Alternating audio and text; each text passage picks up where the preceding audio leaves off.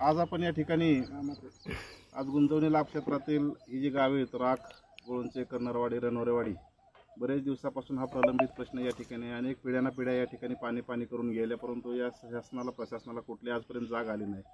आणि त्यामुळेच खऱ्या अर्थाने एक युवक या ठिकाणी लोकांच्या लोकभावना लक्षात घेतात, आपल्या पिढ्या या ठिकाणी बरबाद होतात ते समजून आज अविनाश निकडे एक उच्च शिक्षक आहेत, एक इंजिनियर आहेत आणि त्यांना एक आपल्या लोकांसाठी काहीतरी आपण या समाजाचं देणं लागतं. या भूमिकेमधून आज त्यांनी या ठिकाणी एक दिवसीय उपोषण या ठिकाणी घेतलेलं आहे. तर या उपोषणाला पाठिंबा देण्यासाठी या ठिकाणी भाजपचे काका निगडे आहेत, आमचे समता मुक्तीचे राखगावचे अध्यक्ष आहेत, हे सगळेच मान्यवर या ठिकाणी प्राध्यापक संजय निगडे सर आहेत, सोसायटीचे चेअरमन आहेत, प्रसादजी सोनवणे आहेत, सर्वच या ठिकाणी लोक या ठिकाणी सकाळपासून पाठिंबा दर्शवून जात आहेत. तर ही जी भावना त्यांची या ठिकाणी भावनेचा उद्रेक लोकांचा या ठिकाणी सकाळपासून पाहायला मिळतोय.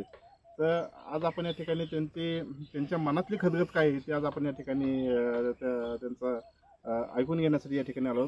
अविनाशजी, नक्की तुमची या पाठीमागची भूमिका काय आहे? भूमिका आमची एवढीच आहे की ह्या राग धरणात आणि परिसरातल्या आजूबाजूच्या वाड्या वस्त्या आणि गावांना पाणी मिळावं.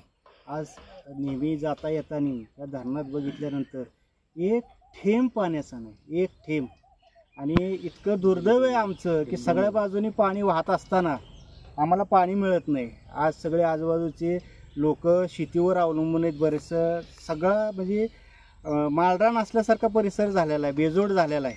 की जर तुम्ही आजूबाजूची झाडे बघितली तर ह्याला पानंसुद्धा नाही. पावसाळ्यात अख्खा पावसाळ्यात संपत आला पण एक थेंब पाणी आम्हाला मिळू शकत नाही.